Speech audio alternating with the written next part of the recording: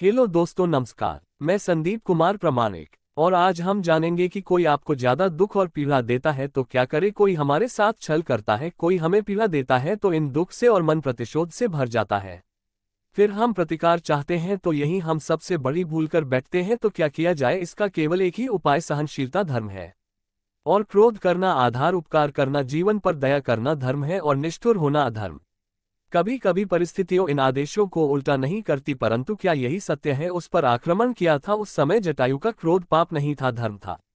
इसीलिए अंत में उन्हें भगवान राम की गोद में जगह मिला। और कुछ ऐसे भी होते जो धर्म को सहनशीलता समझकर हर अन्याय को, यदि कोई पशु या व्यक्ति आकारण आक्रमण करके किसी निर्दोष के प्राण लेने की चेष्टा कर लेता है तो उसके रक्षा हेतु उसका वध कर देना पाप नहीं है। समय की मांग है, यदि किसी दुष्ट की सहायता करने से सामान्य मनुष्य को कष्ट और पीड़ा पहुंचे तो उससे सहायता न देना ही धर्म का कारण है। क्रोध अस्वीकार है, परंतु यदि क्रोध से कुछ शुभ हो तो क्रोध और दंड भेद धार्मिक। जब तक मनुष्य सत्य को स्वीकार नहीं करता उसे सत्य से लड़ने की शक्ति प्राप्त नहीं होती। जब आप भोजन करते हैं तो क्या होता है? आपका पेट स्वीकारता है कि वो भर चुका है और आप भोजन करना बंद कर देते हैं। जब आपको निद्रा आती है तो क्या होता है? आपका मन स्वीकारता है कि आपका शरीर थक चुका है और उसे विश्राम की आवश्यकता है। उसी प्रकार जब आपको किसी व्यसन को रोकना हो तो आपको स्वीकारना पड़ता है कि बहुत हो चुका, चाहे वो लालच हो या मदिरापान, उसे व्यसन का त्यागना चाहिए। तभी प्रारंभ होता है जब आप ये स्वीकार कर लेते हैं कि आप उसे रिएक्शन के बंधक इन पक्षियों को देख रहे हैं। इनका उड़ना वायु में इतना संतुलन मुक्त कर देता है कि आपके मन में भी इच्छा होती होगी कि आकाश में उड़ने से पूर्व धरती पर कितना गहन परिश्रम किया होगा, तो कितनी बार गिरे होंगे अपनी पहली उड़ान के पक्ष, धरती पर उतरते समय गिरकर कितनी चोट खाई होगी।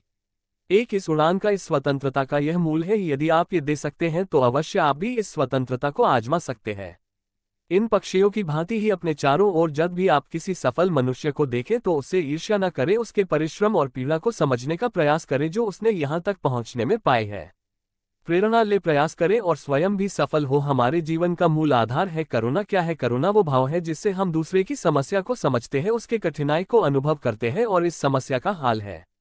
करुणा किसी पशु पक्षी के प्रति हो या किसी मनुष्य के प्रति, यह आपके जीवन में क्लेश और संघर्ष जैसी भावनाओं को दूर रखती है। और जिस दिन आप दूसरे को करुणा की दृष्टिकोण से देखेंगे आपको उसकी समस्या समझ आएगी और उससे आपकी, और उस दिन हर संघर्ष का अंत हो जाएगा। कभी सोचा है हमारा जीवन भी उसी रेत की घड़ी की भांति है जो रेत नीचे गिर चुकी है।